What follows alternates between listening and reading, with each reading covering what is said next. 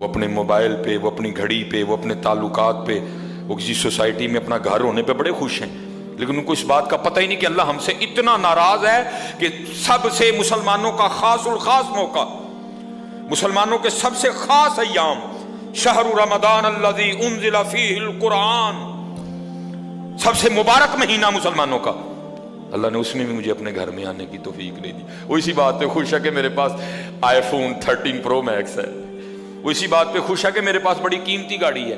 اور یاد رکھنا پتر، میرے بھائیوں، کاکیوں، سب سے اللہ کا سخت ترین عذاب، حضرت موسیٰ علیہ السلام واز فرما رہے تھے اپنی امت کو، فرمایا اللہ کی نافرمانی نہ کرو نہیں تو تم پہ فلاں فلاں عذاب اترے گا۔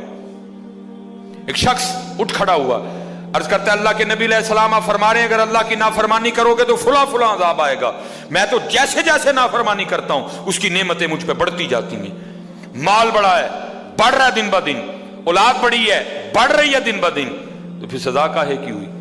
حضرت موسیٰ علیہ السلام کوہ طور پہ تشریف لے گئے، جا کے اللہ کی بارگاہ میں عرض کیا اللہ میں تیری مخلوق کو تیری طرف دعوت دے رہا تھا، ان کو گناہوں کی نحوست سے ڈرا رہا تھا، گناہوں کے عذاب سے ڈرا رہا تھا، اگر تم اللہ کی نافرمانی کرو گے تو یہ عذاب تم پہ اتریں گے۔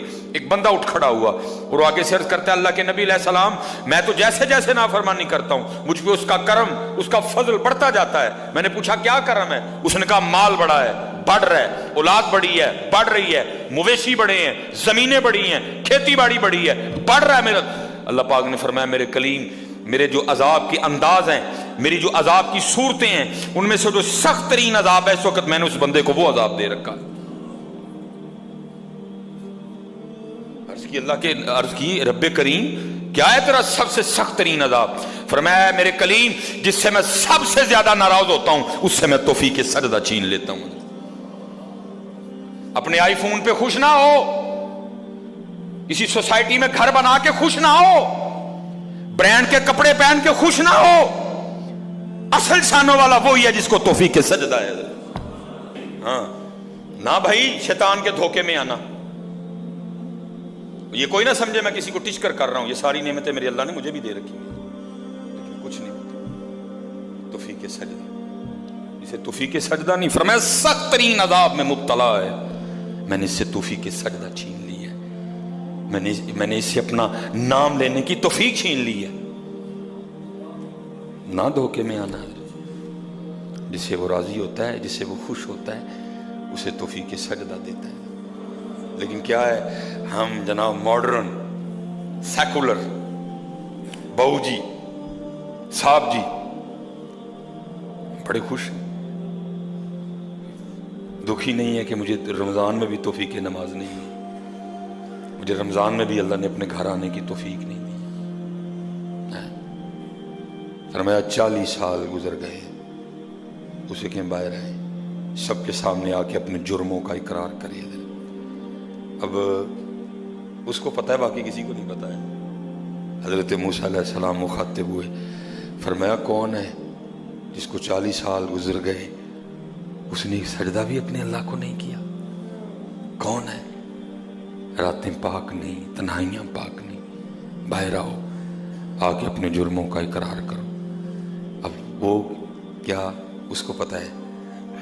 سجے کھبے اگے پیچھے والے کو نہیں پتہ کوئی، اس نے نا چادر میں منہ چھپا لیا تاکہ دائیں بائیں والے کو نہ پتہ چل جائے، اور عرض کیا کرتا ہے رب کریم 40 سال گزر گئے، جیسے گزارے سو گزارے، راتیں جیسی تھیں جیسی تھیں، اور میرے مالک اگر 40 سال پردے ڈال کے رکھے تو کیوں لگا سب کے سامنے میرے پردے کھولنے ہیں؟ اگر تو کھولنا چاہتا تو لوگوں کے سامنے کھول سکتا تھا، لیکن تو نے نہیں کھولے ہیں، پردہ ہی رکھا، لوگوں میں یہی بنائے رکھا کہ بندہ بڑا ٹھیک ہے، بندہ بڑا ٹھیک ہے۔ ہاں حضرت جی کھولن تے آئے تے توبہ توبہ توبہ، ڈر لگتا میاں، کھولن تے آئے تے پلیاں پلیاں دے کھول چھڑے دے۔